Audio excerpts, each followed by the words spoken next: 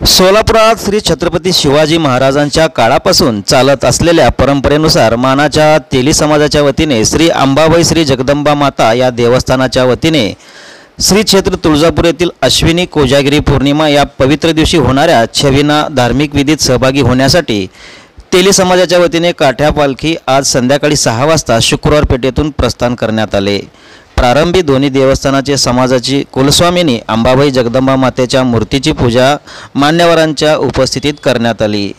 पालखीत असलेल्या उत्सव मूर्तीची पूजा करून आरती करण्यात आली। यावेळी अक्कलकोटचे आमदार सचिन कल्याण शेट्टी यांच्या धर्मपत्नी सौ शांभवी सचिन कल्याण शेट्टी व माजी महापौर शोभाताई बनशेट्टी यांची प्रमुख उपस्थिती होती। सार्वजनिक मध्यवर्ती नवरात्रोत्सव मंडळाच्या वतीने उत्सव अध्यक्ष ब्रह्मदेव गायकवाड, सचिव दत्तात्रय मेनकुदळे, विजय पोकाळे, शिवानंद एरटे यांची उपस्थिती होती।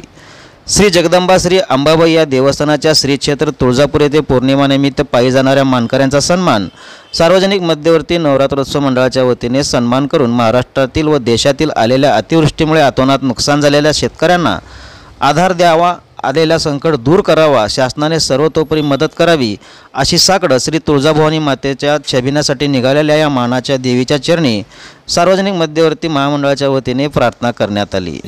आणि शिवलाड समाजाचे अंबाबाई मंदिर या 2 मंदिराच्या या काठी आणि पालखी आहेत। तर आज आपण शिवलाड समाजाच्या अंबाबाई उर्फ जगदंबा मंदिराच्या समोर आहोत। या मंदिराची एक काठी आणि अंबाबाई मंदिराची अजून एक काठी अशा 2 काठ्या तुळजापूरला पायी चालत जातात आणि कोजागिरी पौर्णिमेला या दोन्ही काठ्याला छबिनासाठी उपस्थित राहण्याचा मान आहे। आणि या काठी पालखीचं तुळजापूरपर्यंत पायी चालत जाण्यासाठी शिवलाड तेली समाज आणि शुक्रवार पेठेतील इतर अनेक समाजाचे सर्व भक्त या काठीबरोबर सहभागी असतात आणि तुळजापूरपर्यंत पायी जातात। मंगळवारी संध्याकाळी 7 वाजता आपला छबिना आहे। तत्पूर्वी आज आपण इथून निघाल्यावर सोमवारी सकाळी सिंदफळमध्ये मुक्काम असेल।